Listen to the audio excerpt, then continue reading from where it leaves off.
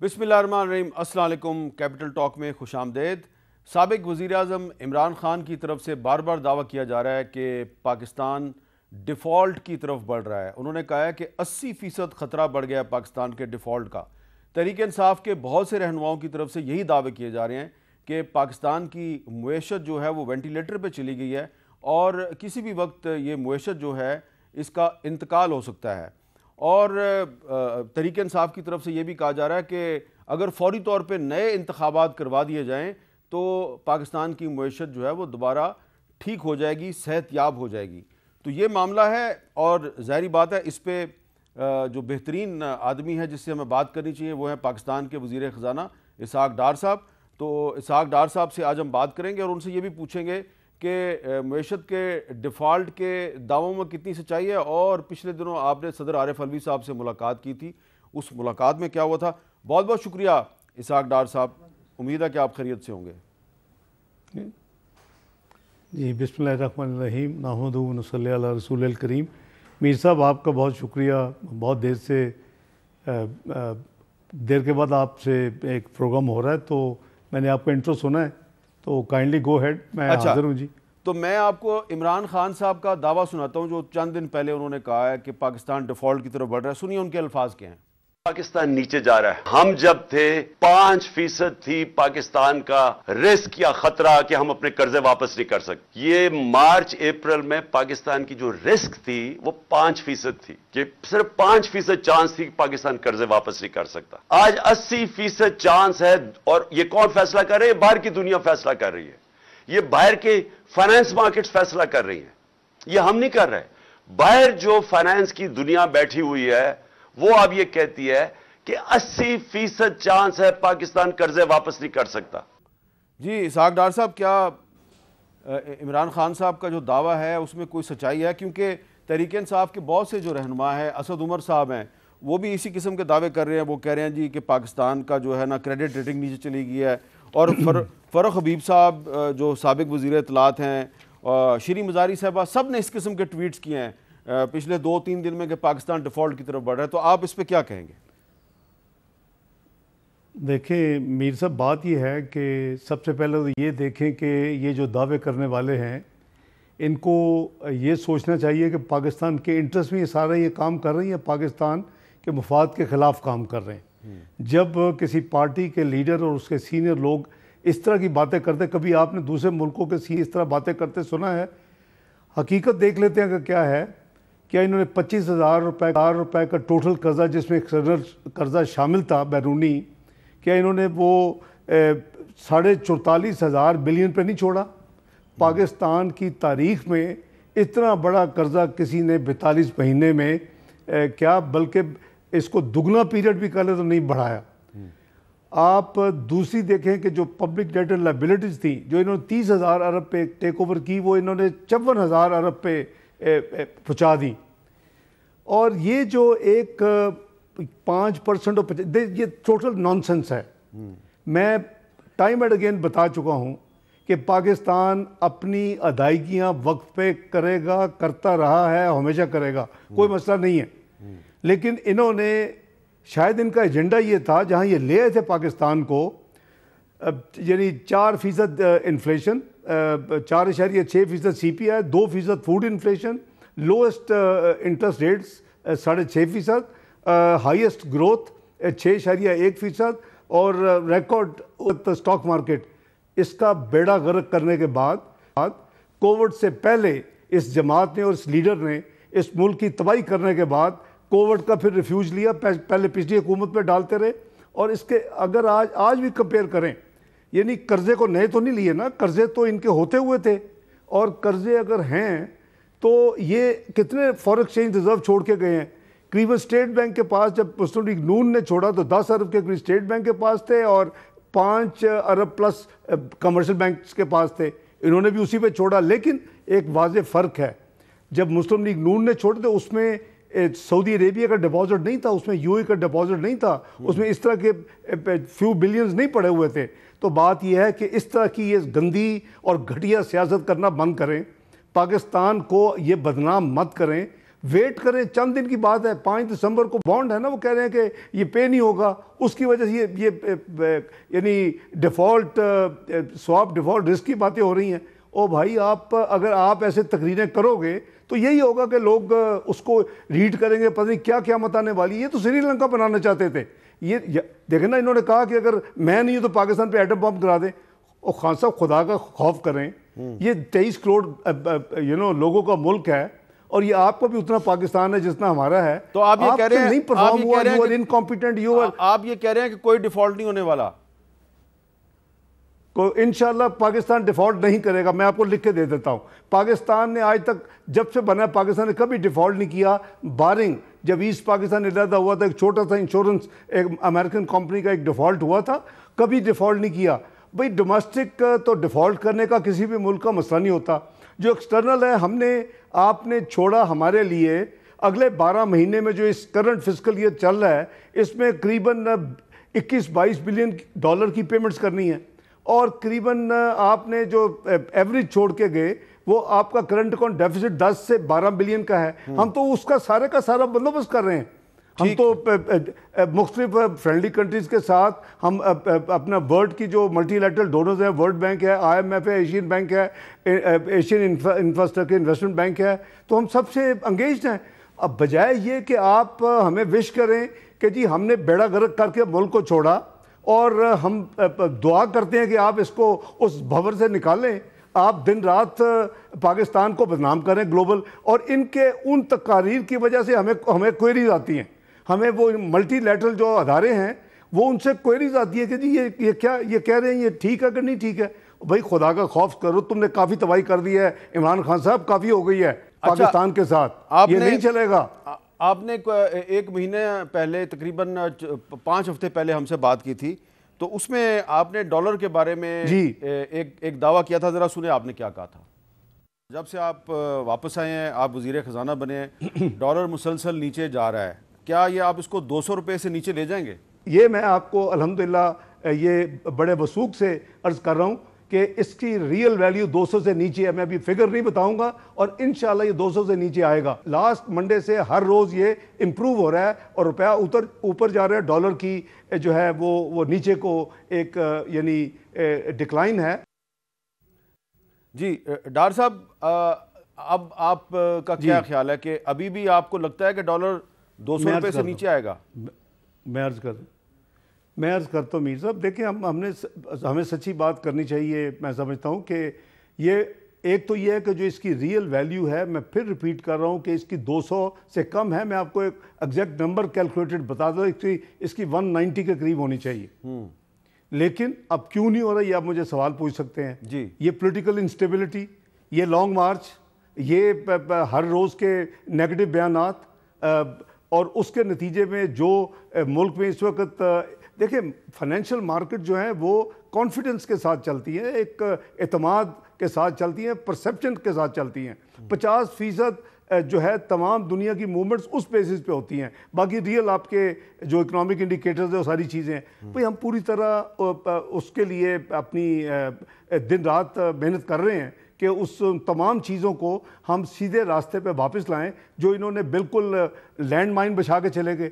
Sovereign commitments کی پاکستان کے behalf پہ دوسرے ملکوں کے اداروں کے ساتھ IMF اور دوسروں کے ساتھ اس کو نہ صرف امپلیمنٹ نہیں کیا, اس کو ریورس کر دیا. وہ ساری قیمت ہم نے ادا کی, اور اس کی ایک بہت بھاری پولیٹیکل پرائز پے ہو چکی ہے. لیکن میں آپ کو یہ بتا دوں اس تمام چیزوں کے نتیجے میں جو سلائٹ رک نہیں رہی تھی وہ رک گئی ہے. اور ہماری کوشش ہے, دیکھیں اس پہ میں پھر کہہ رہا ہوں, خدا کے لیے سیاست نہ کریں معیشت کے اوپر, اور آپ مہربانی کر کے آپ پازیٹیو جو ایونٹس کے اوپر آپ اپنے کرنے ہیں وہ ضرور کریں. پولیٹیکل ایونٹس آپ نے اگر کوئی سیاسی پوائنٹ سکور کرنی ہے اس میں کوئی آپ کو روک نہیں سکتا, لیکن معیشت کے ساتھ, اور وہ بھی جھوٹ پہ مبنی. آپ اپنے نمبرز دیکھیں نا, آپ یہ تو کہتے ہیں میں نے ادھر چھوڑا تھا اور یہ یہاں پہنچ گیا. اب یہ نہیں کہتے, آپ نے ایک چند گرافس سرکولیٹ کیے ہیں, اس میں بھی آپ نے آدھا جھوٹ آدھا سچ بولا ہے. آپ یہ نہیں بتا رہے کہ میں نے لیا کہاں سے تھا, میں نے کہاں سے پکڑا, اور یہ میں نے کہاں چھوڑا. آپ کہتے ہیں میں نے کہاں چھوڑا اور اب کدھر ہے. تو یہ جو تباہی ہے 4 سال کی, اور یہ 6 مہینے میں تو رکے گی نہیں, یہ تو سلائڈ ہوتی جاتی ہے نا. جی تو میر صاحب جو اس وقت آپ جو امپیکٹ دیکھ رہے ہیں, جو آپ نیگیٹیوٹی کہیں دیکھ بھی رہے ہیں, جو یہ مشکلات, یہ 42 مہینے کا کیا دھرا ہے, اور یہ نہ ان کی گورننس ٹھیک تھی, نہ ان کی پالیسیز ٹھیک تھیں, نہ ان کی کمپیٹنس تھی, اور نہ ان کی تیاری تھی. یہ آئے تھے موج میلہ کرنے, موج میلہ کر کے چلے گئے ہیں. تو بات یہ جی کہ پلیز آپ نے پرفارم نہیں کیا, آپ کو تو قوم سے معافی مانگنی چاہیے کہ آپ نے کہا تھا میں 8,000 ارب ایک سال میں کروں گا. اسحاق ڈار نے دگنا ریونیو کیا ہے 5 سال میں, 4 سال میں. تو آپ مجھے بتائیں نا, آپ نے دگنا کر دیا ایک سال میں. آپ تو جانے تک نہیں دگنا کر سکے, 8,000 ارب پہ نہیں پہنچا سکے. آپ نے کہا میں 10,000 ارب کے قرضے کم کروں گا جب آؤں گا, اور آپ نے 25,000 ارب کو 15,000 لانے کے لیے آپ نے 44,500 ارب پہ پہنچا دیا. تو اپنے کال آف فیل میں آپ, یہ پرابلم یہ ہے کہ لوگوں یہ سمجھتے ہیں, لوگ بھول چکے ہوں گے, لیکن جو فیکٹس ہیں وہ تو نہیں مٹائے جا سکتے. یہ حقیقت ہے. ایک بڑا اہم سوال ہے کہ حال ہی میں انٹرنیشنل مارکیٹ میں جو تیل کی قیمت ہے وہ کم ہو گئی ہے, خام تیل کی قیمت کم ہو گئی ہے, اب وہ $88 فی بیرل کے آس پاس ہے. تو کیا اب اس کا امپیکٹ پاکستان میں بھی آئے گا؟ آپ پاکستان میں تیل سستا کریں گے؟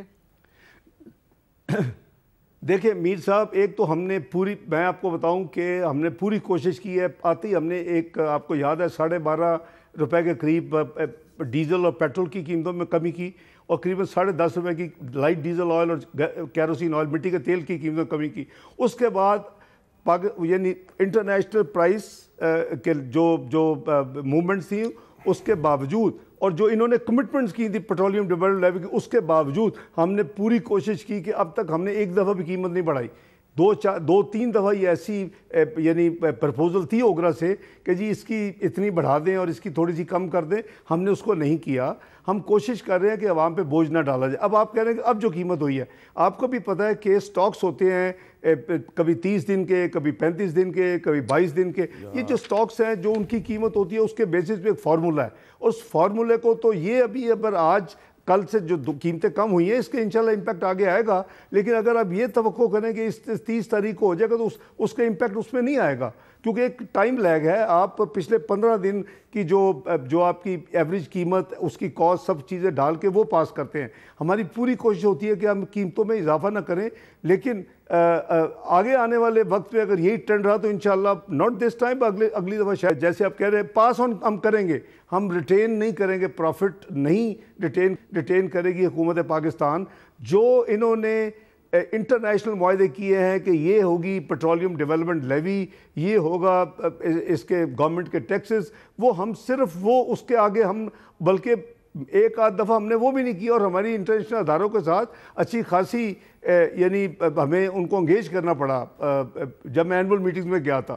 تو بات یہ ہے جی کہ جو کچھ ہو سکے گا عوام کے لیے بہتری کرنے کی کوشش کریں گے. اگر یہ پرائسز نیچے آئیں گی, یہ عوام کو ہی پاس ہوں گی, حکومت اس کو اپنے پاس کچھ نہیں رکھے گی. جی روس سے آپ سستا تیل کب تک لینا شروع کر دیں گے؟ دیکھیں ہماری جو پیٹرولیم منسٹری ہے ان کو میں نے تو ان سے ان پرنسپل امریکن سے بات ہو گئی تھی 3 ہفتے پہلے, انہوں نے ایگری کر لیا ہے. انہوں نے ایک کمیٹی بھی بنا دی جس کا انہوں نے ذکر کیا تھا, جو اس کی کیپ فکس کرتی ہے. اب جو ہماری پیٹرولیم منسٹری ہے اس کو یہ مینڈیٹ دے دیا گیا ہے کہ ان کے ساتھ انگیج ہو کے ان سے کوشش کریں کہ جو ہمارے نیکسٹ ڈور نیبر ہے اس کی قیمتیں, چونکہ انہوں نے بہت اسپیشل ڈیل دی ہے, ڈیٹیل تو ہمارے پاس نہیں ہے, وہ ہو. لیکن اگر کیپ بھی جو G7 نے مقرر کی ہے کمیٹی نے, وہ بھی یعنی انٹرنیشنل پرائس سے کم ہے, تو اگر ہمیں وہ تھوڑی بہتر پرائس پہ آئل ملے تو ہماری عوام کی اس سے بھی بہتری آ سکتی ہے. جی ڈار صاحب یہ بتائیں کہ پچھلے دنوں آپ کی صدر عارف علوی صاحب سے ملاقات ہوئی, تو کیا اس ملاقات میں آرمی چیف کی تقرری کے معاملے پہ بات ہوئی تھی یا کوئی معیشت پہ بات ہوئی تھی؟ میر صاحب میں تو معیشت پہ بات کرتا ہوں. میں وزیر خزانہ کی حیثیت سے میرا ذمہ داری تو وہی ہے, بس فسکل ڈسپلن ہر طرف میں پرچار کرتا ہوں کہ جی ہمیں بجٹ کے اندر رہنا چاہیے, ہمیں جو ایکسپینڈیچر ہے اس کو ریشنلائز کرنا چاہیے, اس میں جتنی کو ہم کمی کر سکتے ہیں, بچت کر سکتے ہیں پاکستان کے, وہ کرنی چاہیے. تو میری میٹنگ تو اسی حوالے سے ہوگی نا جی. میں ڈیفنس منسٹر تو نہیں, وہ تو آپ کے دوست ہیں, تو میری علوی صاحب سے تو میٹنگ اسی کے اوپر ہوئی ہے. جی اچھا, وہ اصل میں مسئلہ یہ ہے کہ ڈیفنس منسٹر صاحب جو ہیں وہ صدر عارف علوی صاحب کو نہ صدر مانتے ہیں, نہ وہ کہتے ہیں کہ یہ افواج پاکستان کے سپریم کمانڈر ہیں. رانا ثناء اللہ صاحب ہمارے انٹیریئر منسٹر ہیں, وہ بھی کہتے ہیں میں اس کو صدر نہیں مانتا. تو شاید میں نے کہا اس لیے آپ سے میں نے یہ سوال پوچھا کہ ہو سکتا ہے آپ گئے ہوں تو انہوں نے آپ سے یہ بات کی ہو کہ حکومت اگر آرمی چیف کی تقرری کا کوئی نوٹیفیکیشن کرے گی تو میں اس میں کوئی گڑبڑ نہیں کروں گا, شاید کوئی ایسی بات ہوئی ہو. دیکھیں آئین اور قوانین جو ہیں ریلیونٹ وہ بڑے کلیئر ہیں. ایک پروسیس ہے, اس کو فالو کیا جاتا ہے. میں پچھلے 2 پروسیسز میں انوالو رہا ہوں, جنرل رحیل صاحب کے, جنرل قمر باجوہ صاحب کے اپوائنٹمنٹ کے وقت, اور جو اس وقت کے جو چیئرمین تھے ان دونوں میں. تو یہ ایک میں سمجھتا ہوں کہ ایک پروسیس ہے, چند دن رہ گئے ہیں, انشاءاللہ وہ پروسیس 29 تک مکمل ہوگا. چیئرمین صاحب کا 27 تک مکمل ہونا ہے اپوائنٹمنٹ کا, اور آرمی چیف کا 29 تک ہونا ہے انشاءاللہ.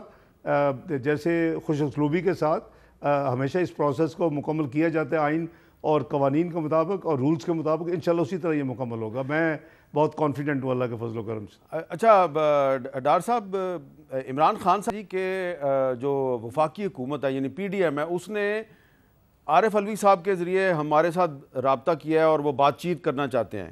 تو زیادہ غالب امکان یہی نظر آتا ہے کہ اگر بات چیت فیڈرل گورنمنٹ کرنا چاہتی ہے تو اکنامک ایشوز پہ کرے گی. تو کیا عارف علوی صاحب کے ساتھ اس حوالے سے کوئی بات ہوئی ہے کہ جی ان کے ذریعے پی ٹی آئی کو انگیج کیا جائے فیڈرل گورنمنٹ کے ساتھ؟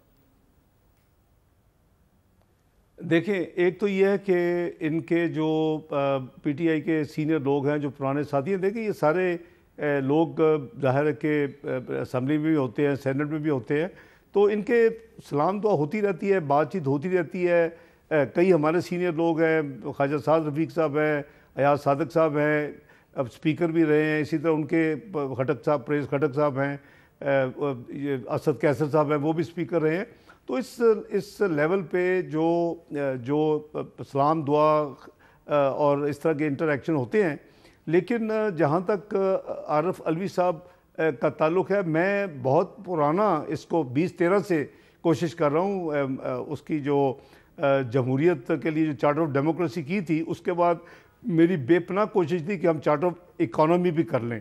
اور میں نے فلور دی ہاؤس پہ ہر بجٹ دیتے ہوئے یہ ریکویسٹ کی اپنے جو دوست تھے دونوں ڈیوائڈ پہ, نیشنل اسمبلی میں, سینٹ میں, کہ ہمیں چاہیے کہ ہم تمام پولیٹیکل پارٹیز معیشت کے روڈ میپ کو اے پولیٹیکل غیر سیاسی کر دیں اور ایک روڈ میپ بنا لیں, پھر جو بھی آئے اس کو نہ چھوڑے اور اس پہ سیاست نہ کرے جیسے آج کل ہو رہی ہے. تو میری ابھی بھی خواہش ہے, وہ میں نے ان کو ضرور کہا تھا کہ ہمیں چاہیے کہ تمام جو پولیٹیکل پارٹیز ہیں وہ مساق معیشت کے اوپر وہ ایگری کریں اور اس کو ایک یعنی شکل دے کے ایک فائنلائز کر کے. ظاہر ہے کہ وہ ایک پرماننٹ ڈاکومنٹ نہیں ہوتی, اس میں ایوولوشن اور ساتھ ٹائم کے ساتھ چینجز آتی ہیں اور امپرومنٹس ہوتی ہیں, لیکن ایک بیس ڈاکومنٹ بن جائے جو تاکہ پھر اس پہ کمٹمنٹ ہوگا جی کوئی پولیٹیکل پارٹی معیشت کے ساتھ سیاست نہیں کرے گی, جو بدقسمتی سے ہمیشہ ہوتی ہے. جب آپ نے تجویز دی تو ان کا جو رد عمل تھا وہ مثبت تھا؟ مثبت تھا. وہ ان کا دیکھیں عارف علوی صاحب کے ساتھ میں نے یعنی میرے وہ کولیگ رہے ہیں نیشنل اسمبلی میں جو پارلیمنٹری کمیٹی الیکشن لاز پہ بنی تھی, آپ کو یاد ہوگا, الیکشن ایکٹ 2017 9 لاز کو مرج کیا تھا, اور ان سب کی کہنے پہ میں اس کا بلکہ چیئرمین بنا تھا. حالانکہ وزیر خزانہ ہوتے ہوئے آپ ایک پارلیمنٹری کمیٹی کو بھی ہیڈ کریں تو مشکل ہو جاتا ہے اتنا کام کرنا, لیکن ہم نے وہ کیا. اور یہ اس کے ممبر تھے, عارف علوی صاحب تھے, شفقت محمود صاحب تھے, شری مزاری صاحبہ تھی, تو ہم نے وہ کام اکٹھے کیا. تو اس لیے ایک پارلیمنٹری تعلق تو تھا نا جی, ہے. اور ان کو میرے ویوز پتہ ہیں کہ ان کا دھرنا بھی میں نے نیگوشیٹ کر کے اٹھوایا تھا, ان کے ساتھ ایک معاہدہ بھی میں نے اور میری ٹیم نے, آپ کو یاد ہوگا ان کی طرف سے جہانگیر ترین صاحب اور شاہ محمود قریشی صاحب تھے. تو یہ ماضی کے یہ پوری ہسٹری ان کے سامنے ہے, تو وہ بہت اچھے پازیٹیو تھا جی. میٹنگ بھی پازیٹیو تھی اور ڈسکشن بھی پازیٹیو تھی, ملک کے لیے پازیٹیو باتیں تھی, کوئی نیگیٹو بات نہیں. اچھا آخر میں یہ بتائیے سر کہ کل آپ نے ایک انکوائری آرڈر کیا ہے جو army chief general Qamar Javed Bajwa صاحب اور ان کی فیملی کے ایسٹس جو لیک ہوئے ہیں, تو اس کے بارے میں ایف بی آر میں آپ نے ایک انکوائری آرڈر کیا ہے. میں نے پوچھنا یہ ہے کہ یہ جو ایسٹس اگر کسی کی فیملی کے ایسٹس جو ہیں وہ ایف بی آر سے اگر لیک ہو جاتے ہیں تو کیا یہ غیر قانونی ہے؟ اس پہ آپ کچھ ہمیں سمجھائیں گے؟ جی دیکھیں, قانون اس کی اجازت نہیں دیتا کہ میر صاحب آپ کی, میری یا آرمی چیف کی, ان کے کسی کی بھی کوئی عام اسیسی بھی ہو اس کی آپ income tax returns court order کے بغیر کسی کو لیک کریں یا لیک ہوں یا اس میں سے نکالی جائیں تو یہ قانون کہتا ہے. اب میں آپ کو ایک عجیب بات بتانے لگا ہوں. 2017 میں مجھے ایک انونیمس میسیج آیا کہ کوئی لوگ آپ کے اس سسٹم میں جا کے مل ملا کے آپ کی ٹیکس ریٹرنز کو ایکسس کر رہے ہیں. میں نے پتہ کروایا کیونکہ وہ جو لوگ کرتے ہیں ہیکنگ کہہ لیں یا جن کے پاس آتھورائزیشن ہوتی ہے کہ وہ سسٹم کو جا کے دیکھ سکتے ہیں تو اپنے وہ فٹ پرنٹس چھوڑ جاتے ہیں, ٹریسز چھوڑ جاتے ہیں, تو وہ ٹریس ہو سکتا ہے. تو میں نے ٹریس کروایا تو میرے اکاؤنٹ میں قریباً 7 دفعہ اس وقت اٹیمپٹس ہوئیں چیزیں نکالنے کے لیے نکالی. تو میں نے لائٹر وے میں کہا, میں نے کوئی ایکشن نہیں لیا کسی کے خلاف, میں نے لائٹر وے میں کہا, میں نے کہا یار اگر آپ نے کسی کو ریٹرن چاہیے تھے مجھے کہتے میں ویسے ہی دے دیتا آپ کو ساری ریٹرنز کی کاپیز. میں الحمدللہ میں ٹرانسپیرنٹلی آپ کو دے سکتا ہوں, کوئی مسئلہ نہیں. لیکن چونکہ یہ میری ذات کا معاملہ نہیں تھا, یہ کسی کا بھی ہوتا. اگر اس طرح کی ہمارا تو سسٹم اور لا کی وائلیشن ہے, سسٹم کی یعنی کہہ لیں کہ ایکوریسی یا سسٹم کی اسٹرینتھ اس کو یہ چیلنج کر رہا ہے کہ سسٹم میں جا کے اگر کوئی ان آتھورائز بندہ جائے اور جا سکتا ہے. تو میں نے اس حوالے سے کیونکہ غیر قانونی کام ہوا اور یہ نہیں ہونا چاہیے تھا. کورٹ آرڈر اگر کسی کے پاس ہے تو پھر ضرور ایف پی آر کی چیزیں دی جا سکتی ہیں کورٹ کے آرڈر کے تحت, ادروائز نہیں دی جا سکتی. یہ قانون میں موجود ہے. اس کی سیکریسی وہ ٹیکس اسیسی کے حوالے سے آپ کو یاد ہوگا کہ قاضی فائز عیسیٰ, میں لنڈن میں تھا, ان کا بھی میں نے دیکھا تھا کہ کچھ چیزیں ہوئی تھی, وہ بھی غلط تھی, وہ بھی غیر قانونی تھی, وہ بھی جو ہے وہ یعنی جو کام ہوا وہ نہیں ہونا چاہیے تھا. لیکن تو ہم نے 24 گھنٹے دیے تھے, آج رات تو ان کو قریباً میں ایکسپیکٹ کر رہا ہوں کچھ مجھے انٹرنل رپورٹ ملی ہے اور کچھ ٹریسز بھی ملی ہیں کہ جی لوگوں نے ایک لاہور سے ہیں, ایک پنڈی سے ہیں, کوئی لوگوں نے کیا ہے, ہو سکتا ہے ان میں سے کوئی آتھورائز ہو کیونکہ پنڈی میں وہ سرکل ہے وہاں یعنی ہوتی ہے اسیسمنٹ ہوتی ہے, ان لوگوں کو آتھورائز ہوتا ہے کہ وہ جا کے اس اپنے اسیسمنٹ کے حوالے سے دیکھ سکتے ہیں. تو یہ چیز انشاءاللہ اس کو ہم لاجیکل کنکلوژن پہ لے کے جائیں گے کیونکہ یہ ایک انلیگل کام کی اجازت دینا یا اس پہ آنکھیں بند کرنا وہ میں سمجھتا ہوں کہ اپنے فرائض کی ذمہ داری ادا نہ کرنے کے مترادف ہے. تو میں نے بالکل کیا ہے اور انشاءاللہ مجھے بڑی جلدی میں ایکسپیکٹ کر رہا ہوں کہ انٹرم رپورٹ مجھے رات دکھا دی گئی ہے اور مزید انشاءاللہ مجھے فائنل بھی آج ہوپ فلی مل جائے گی. بہت بہت شکریہ. وزیر خزانہ اسحاق ڈار صاحب ہمارے سے بات کر رہے تھے. ایک بریک لیتے ہیں جی, اور بریک کے بعد ایک اور بڑا اہم معاملہ ہے اور اس کا تعلق بھی ایک ایسے میڈل سے ہے جو کہ مارکیٹ میں بک گیا. کس کا میڈل تھا, کس نے خریدا, کیسے خریدا, اس پہ بات کریں گے وقفے کے بعد.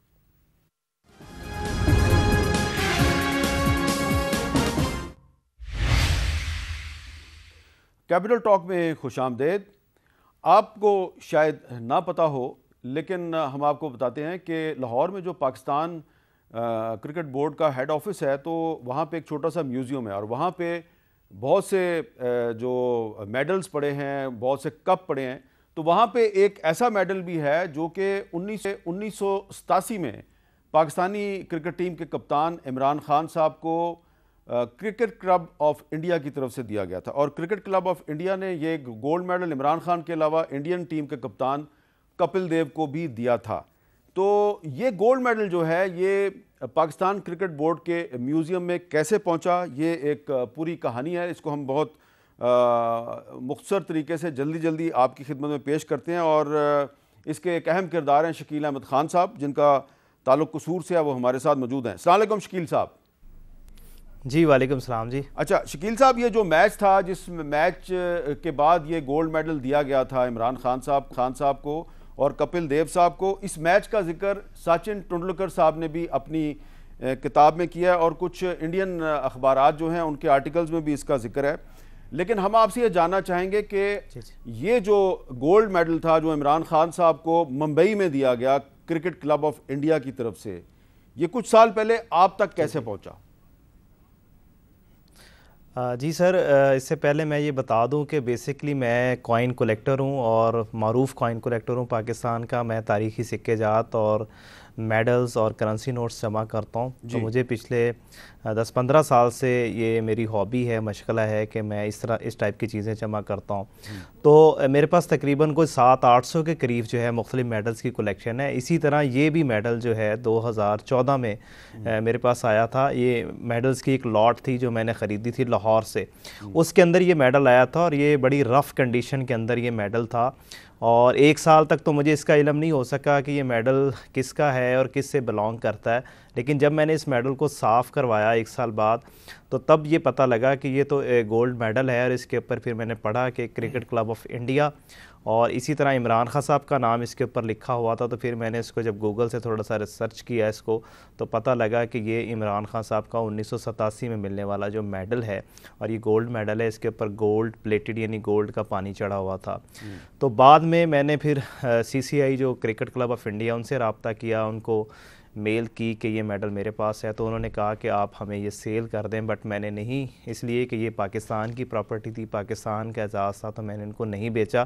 لیکن اس سے کوئی 2-3 سال کے عرصے کے بعد جو ہے نا, یہ PCB پاکستان کرکٹ بورڈ کے نوٹس میں یہ بات آئی. میرا ایک چھوٹا سا انٹرویو تھا ایک نجی چینل پہ, تو وہاں سے انہوں نے رابطہ نمبر لے کے مجھ سے رابطہ کیا کہ آپ یہ میڈل جو ہے وہ ہمیں بیچ دیں. لیکن میں نے کہا کہ میں یہ میڈل جو ہے یہ پاکستان کا ایک قومی ہیرو کا میڈل ہے, اور میں پاکستان کا ایک اعزاز ہے, میں اسے بیچنا نہیں چاہتا. البتہ میری کچھ شرائط ہیں, اگر آپ ان شرائط کو مان لیں تو میں یہ آپ کو ڈونیٹ کرنے کے لیے تیار ہوں. تو میں نے ان شرائط پہ جو ہے PCB کو یہ ڈونیٹ کیا, جس پہ PCB نے مجھے 2-3 ایوارڈز دیے, اعزازی سرٹیفکیٹ دیے, سوینئر دیے. وہ ہمیں پتہ ہے. ذرا یہ بتائیے شکیل صاحب کہ یہ آپ کہہ رہے ہیں کہ 2014 میں آپ نے میڈلز بہت سے خریدے تھے, تو یہ بھی میڈل ان کے ساتھ آپ کے پاس آیا تھا. تو یہ میڈل آپ نے 2014 میں کتنے کا خریدا تھا؟ سر یہ ایک لاٹ تھی میڈلز کی. اس وقت میں اسٹوڈنٹ تھا, اور تقریباً میں نے کو 3000 روپے کی وہ لاٹ خریدی تھی غالباً. تو کیونکہ مختلف میڈلز میرے پاس آیا کرتے تھے, تو وہ میں نے 3000 کی لاٹ تھی, کوئی 6-7 میڈلز سے, ان میں یہ بھی میڈل تھا. لیکن تب تو مجھے یہ بھی نہیں پتا تھا کہ عمران خان صاحب کا میڈل ہے. ٹھیک ہے. لیکن یہ بھی بعد میں مجھے پتا چلا تھا کہ عمران خان صاحب کا میڈل ہے. تو 3000 روپے کی غالباً لاٹ. جس بندے نے آپ کو یہ میڈل بیچے تھے, تو وہ یاد ہے آپ کو وہ بندہ کون تھا؟ سر وہ فوت ہو چکے ہیں, ایک بزرگ تھے, کافی عمر کے ہو چکے تھے, پچھلے سال ہی فوت ہوئے ہیں. ان سے میں یہ چیزیں خریدا کرتا تھا. وہ مختلف جگہوں سے چیزیں کلیکٹ کر کے جو ہے سکے اور اس ٹائپ کی چیزیں جو ہے نا وہ بیچا کرتے تھے. اور ان سے پہلے بھی میں نے بے شمار میڈلز خریدے تھے, اور میرے پاس ایک اچھی خاصی جو ہے نا وہ میڈلز کی کلیکشن ہے. تو یہ میری پاکستان کی مختلف گیلریوں سے. یہ بتائیں کہ آپ بہت سے میڈل خریدتے رہتے ہیں, تو کیا اس کا مطلب یہ ہے کہ لوگ جو ہیں جن کو یہ میڈل ملتے ہیں, تو وہ میڈل اپنے مارکیٹ میں بیچ دیتے ہیں بہت سے لوگ؟ سر اس میں یہ چیز ہے کہ بہت سارے لوگ تو بیچ بھی دیتے ہیں, لیکن ہوتا یہ ہے کہ زیادہ تر جو میرے پاس جس طرح کچھ میڈلز بڑے ریئر ہیں, جس طرح پہلی جنگ عظیم کے, دوسری جنگ عظیم کے, کچھ میرے پاس برٹش کے میڈل ہیں, چاندی کے میڈل ہیں. ایکچولی میں یہ سمجھتا ہوں کہ زیادہ تر جو میڈل مس پلیس ہوتے ہیں, یا جو ہے ان کو صحیح طریقے سے سنبھالا, یا ان کی اگلی جو جنریشن ہوتی ہے وہ اس کو نہیں سنبھال پاتی, جس کی وجہ سے وہ میڈلز. اور پاکستان میں اور بھی کافی لوگ ہیں جو میڈلز جمع کرتے ہیں, ان کے پاس مجھ سے بھی نایاب میڈلز کی کلیکشن ہے. لیکن تو یہ زیادہ تر چیزیں جو ہیں مس پلیس. آپ نے کبھی یہ پتہ کرنے کی کوشش کی کہ عمران خان صاحب کا یہ جو گولڈ میڈل تھا, یہ مارکیٹ میں کیسے آیا؟ یہ کسی نے ان کے گھر سے بیچ دیا, یا انہوں نے خود ہی بیچ دیا تھا اس کو؟ سر میں ایک تو قصور سے بلانگ کرتا ہوں, میرے پاس اتنے ریسورسز نہیں. البتہ میں نے کچھ جو ہمارے مقامی پولیٹیشنز تھے ان کے تھرو میں نے کوشش کی کہ میں عمران خان صاحب سے رابطہ کروں اور ان سے یہ پوچھوں کہ آپ کا کوئی میڈل مس پلیس ہوا ہے. اور میری یہ پوری کوشش تھی کہ میں عمران خان صاحب تک جو ہے یہ میڈل پہنچا دوں, اور میں نے اپنے طور پہ 2 سال اس کے لیے ایفرٹ کی. لیکن چونکہ میں ایک پسماندہ علاقے سے تعلق رکھتا تھا تو میری رسائی نہیں ہو سکی ان تک. تو پھر میں نے کہا کہ اس کی جو بہترین جگہ ہے, کیونکہ پاکستان کی ایک ہسٹری ہے, تو اس کے لیے PCB جو ہے نا سب سے اچھی جگہ ہے. PCB نے بھی مجھے آفر کی تھی کہ آپ یہ میڈل ہمیں بیچ دیں, لیکن میں نے کہا کہ یہ بیچنے سے زیادہ بہتر ہے. چلے, یہ آپ کی بہت بڑائی ہے کہ آپ نے اس کو بیچا نہیں. لیکن آپ کو پتا ہے کہ PCB نے پھر اس کا فورنزک ٹیسٹ بھی کروایا تھا, اور اس میں یہ پتہ چلا تھا کہ یہ واقعی عمران خان صاحب ہی کا میڈل ہے جو ان کو کرکٹ کلب آف انڈیا نے 1987 میں ممبئی میں دیا تھا. جی جی بالکل سر، انہوں نے مجھے یہ بتایا تھا، اور یہ 4 سے 5واں جو یہ انگلینڈ جو ہے نا یہ میڈل گیا، وہاں سے اس کی فورنزک لیب، اور اس کی اصل ڈیٹیلز بھی انگلینڈ والوں نے ہی مہیا کی تھیں. اس سے پہلے زیادہ ڈیٹیلز کا نہیں پتہ تھا کہ یہ جو میڈل ہے اس کی تاریخی اہمیت کیا ہے. تو بعد میں پتہ لگا کہ یہ کرکٹ کلب آف انڈیا نے جو ایک 20 اوورز کا میچ تھا جو پاکستان نے ہی جیتا تھا انڈیا کی سرزمین پہ، یہ میڈل تب ان کو دیا گیا تھا. اور تب انہوں نے پھر اس کی مکمل ڈیٹیل کے ساتھ اس میچ کی ایک اہم بات میں آپ کو بتاتا ہوں کہ یہ جو میچ تھا جو ممبئی میں ہوا تھا، اس میں جو انڈیا کے معروف کرکٹر ہیں سچن ٹنڈولکر، انہوں نے پاکستانی ٹیم کی طرف سے فیلڈنگ کی تھی، کیونکہ اس میچ میں جو عبدالقادر صاحب تھے، یہ اس لحاظ سے بڑا ایک تاریخی میچ تھا کہ سچن ٹنڈولکر نے پاکستانی ٹیم کی طرف سے فیلڈنگ کی تھی. لیکن اس سے بھی زیادہ اہم بات یہ ہے کہ وہ جو گولڈ میڈل عمران خان صاحب کو ملا تھا وہ آپ تک پہنچ گیا، اور آپ نے ایک بہت ہی ذمہ دار شہری کا ہونے کا ثبوت دیا، اور اس کو آگے نہیں بیچا اور نہ ہی پی سی بی کو بیچا، بلکہ آپ نے پی سی بی کو ڈونیٹ کر دیا. تو شکیل احمد خان صاحب، آپ کا جذبہ جو ہے اور آپ کا جو طریقہ کار ہے یہ باقی لائق تحسین ہے. ہم آپ کو خراج تحسین پیش کرتے ہیں. آپ کا بہت بہت شکریہ. ناظرین، ایک اور بریک کے بعد ایک اور بہت ہی اہم معاملہ ہے، اس پہ بھی بات کرنی ہے. کیپٹل ٹاک میں خوش آمدید. کل ہم نے اپنے پروگرام میں مٹیاری کراچی پروجیکٹ جو ہے ایک M6 کے نام سے جس کو یاد کیا جاتا ہے، اس کے بارے میں بات کی تھی، اور اس میں آپ کو پتہ ہے کہ نیشنل ہائی وے اتھارٹی کے اربوں روپے جو ہیں وہ غبن ہوئے ہیں. اس میں جو ڈی سی مٹیاری ہیں اور ان کے علاوہ کچھ دیگر افراد کو گرفتار کیا گیا. ہم نے سینئر صحافی امداد سومرو صاحب سے بات کی تھی، اور اس میں ایک سوال پیدا ہوا تھا کہ کیا اتنی بڑی رقم جو ہے وہ کسی سیاسی سرپرستی کے بغیر اس کا غبن کیا جا سکتا ہے یا نہیں کیا جا سکتا. اور اس سلسلے میں سندھ کے جو ریونیو منسٹر ہیں مخدوم محبوب زمان صاحب، ان کا بھی نام آیا تھا. کل ہمارا ان سے رابطہ نہیں ہو سکا، آج وہ ہمارے ساتھ موجود ہیں. مخدوم صاحب، بہت بہت شکریہ، آپ نے ہمیں وقت دیا. مخدوم صاحب، یہ بتائیں گے کہ آپ ہی کا علاقہ ہے، تو سوال یہ ہے کہ ایک ڈی سی جو ہے وہ اتنی بڑی رقم جو ہے وہ ایک مضبوط پولیٹیکل بیکنگ کے بغیر اس کو کیسے مس اپروپریٹ کر سکتا ہے؟ جی میر صاحب، آپ کا بہت شکریہ مجھے لائن پہ لینے کا. پہلے کہ آئی گو انٹو دا ڈیٹیل، میں چاہوں گا کہ آپ کے جو کل کا شو تھا جو میرے لیے بہت ہی ایک معتبر شو ہے پاکستان کا، اس کے کچھ فیکٹس تھے جو میں ان کو کریکٹ کرنا چاہوں کل کے آپ کے ایپیسوڈ کا.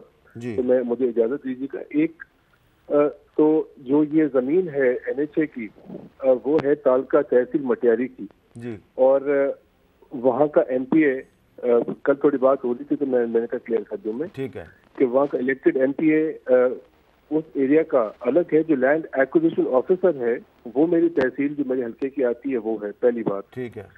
دوسری بات میر صاحب یہ تھا کہ it is my pleasure to be on your show. ہماری مس کمیونیکیشن ہوئی آپ کی ٹیم کے ساتھ، اور کوڈ ناٹ کم یسٹرڈے.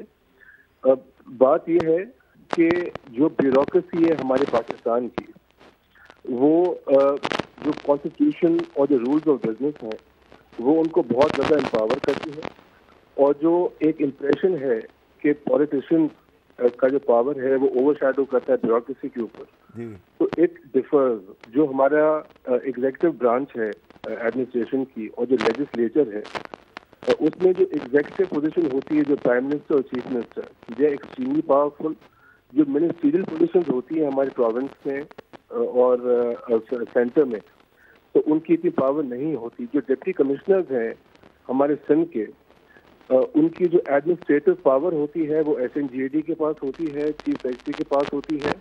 جو ایک منسٹر کے جو ریونیو منسٹر کا پاور ہے پروونس میں، جو AP کے رولز ہیں ہمارے، وہ 16 جو BPS اسکیل 16 ہوتا ہے اس تک ہوتی ہے یوزلی. ہمارا جو ڈپٹی کمشنر ہوتا ہے اٹس این انڈیپینڈنٹ باڈی. اچھا، وہ آپ کی بات درست ہے. ایک سوال، چھوٹا سا سوال ہے، کیونکہ ایک ڈاکومنٹ میرے پاس موجود ہے، اس میں آپ کا نام تو نہیں ہے لیکن آپ کی فیملی کا اس میں ذکر ہے. اس میں ایک فیکٹ فائنڈنگ کمیٹی بنی تھی، اس کی رپورٹ آ چکی ہے، وہ رپورٹ میرے پاس ہے. ایک اور JIT بنائی گئی ہے، اس کی ایک رپورٹ چیف منسٹر کو پیش کی گئی ہے. کیا یہ جو فیکٹ فائنڈنگ کمیٹی تھی جو منسٹری آف فنانس نے بنوائی تھی اور جو JIT ہے، ان دونوں میں سے کسی نے آپ سے رابطہ کیا؟ میر صاحب، میں آپ کو ایک بات بتاؤں کہ میرا نام جس کو امپلیکیٹ کیا جا رہا ہے وہ کسی بھی JIT میں نہ جو ڈپٹی کمشنر فارمر جو تھے نہ ان نے باضابطہ میرا نام کہیں دیا ہے, ٹھیک ہے, نہ کسی جوائنٹ انویسٹیگیشن ٹیم میں میرا نام آیا ہے, نہ جو چیف سیکرٹری نے کمیٹی نوٹیفائی کی اس میں میرا نام آیا ہے. کچھ سوشل میڈیا کے پلیٹ فارم جو ریگولیٹڈ باڈیز نہیں ہیں ان کے تھرو اگر میرا نام آیا ہے اور اس کو اس طریقے سے نیشنل لیول پہ رپورٹ کیا جا رہا ہے, ٹھیک ہے, یہ بہت بڑی بدقسمتی ہے. ٹھیک ہے, اور ایک پولیٹیسائز کرنا ایک بندے کو اور پولیٹیشین کو سافٹ ٹارگیٹ سمجھ کے اس کو امپلیکیٹ کرنا, تو آئی کنڈیم دس. آپ کا شو ایک معتبر شو ہے میرے لیے. تو اگر آپ سے کوئی مستقبل میں کوئی ایف آئی اے یا کوئی اور ادارہ آپ سے بات کرنا چاہے اس ایشو پہ, تو are you open to speak on this issue? جی, I am open for provincial investigative agencies, national investigative agencies, even international investigative agencies. چلیں پھر تو بات ہی ختم ہو گئی. میرا عرض سنیے گا کائنڈلی. اس میں اگر ضرورت پڑی تو myself I am ready to present myself, my family is ready to present myself. ایسی کوئی بات نہیں ہے. پاکستان سے جو ہم باہر گئے تھے وہ آفیشیل لیو لے کے گئے تھے, اس کے بعد یہ ایک اسکینڈل سامنے آیا ہے. ایسی تو کوئی جو سوشل میڈیا پہ کچھ لوگ who are downtrodden mentally, انہوں نے ایک ہائی بنائی ہے پولیٹیسائز کرنے کی, تو میں اس کو کنڈیم کرتا ہوں. And we will challenge them at every platform. ٹھیک ہے, بہت بہت شکریہ مخدوم محبوب زمان صاحب, ہمارے سے بات. اجازت دیجیے, اللہ حافظ.